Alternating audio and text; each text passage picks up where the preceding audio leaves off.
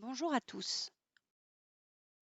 Dans l'accompagnement selon l'approche du gros, nous pouvons rencontrer des situations pour lesquelles le patient est satisfait de cette approche intuitive sur son comportement alimentaire, mais n'est pas satisfait de sa perte de poids. Nous pouvons aussi rencontrer des difficultés liées au perfectionnisme ou en lien avec la motivation au changement, ou encore des difficultés d'adhésion aux expériences ciblées sur le comportement alimentaire. Pour un accompagnement efficace du patient, il est important d'instaurer et d'entretenir une bonne relation thérapeutique. Cela en s'entraînant à adopter le point de vue du patient, à développer et à exprimer son empathie. De même, une analyse de ses propres pensées et émotions lorsque l'on est en situation clinique permet de développer ses compétences à entretenir une relation thérapeutique de qualité.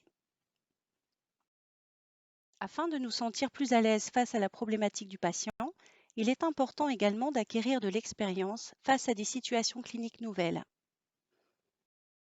Que vous débutiez et veniez de valider la formation de base ou que vous soyez plus expérimenté, nous vous proposons de vous apporter différents éclairages autour de ces problématiques à partir de vos cas cliniques avec une intervenante différente par session.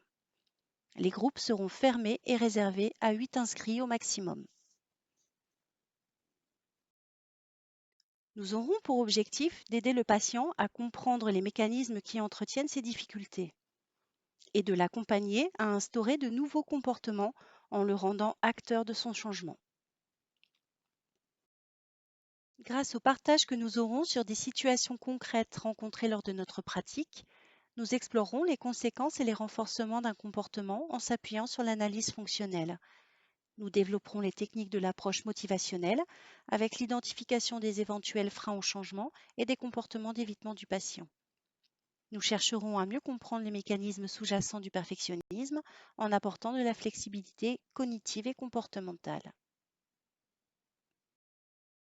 Nous amènerons le patient à instaurer de nouveaux comportements en adéquation avec ses valeurs et basés sur une approche expérientielle du changement, et nous l'aiderons à composer avec ses émotions et ses croyances pour aller progressivement vers l'acceptation. Quel que soit notre mode de pratique, en libéral ou en milieu hospitalier, nous sommes souvent seuls face aux difficultés rencontrées avec le patient. Il est parfois complexe de garder un œil bienveillant sur sa démarche clinique et ses propres réactions, tout en veillant sur les émotions et les pensées qui apparaissent lors de l'entretien. Un travail sur ce que vit le praticien lors de l'entretien en réaction aux événements psychologiques du patient sera alors intéressant afin de donner du sens et de la cohérence dans l'accompagnement du patient. Si vous êtes intéressé, merci de vous inscrire à l'adresse suivante. À bientôt!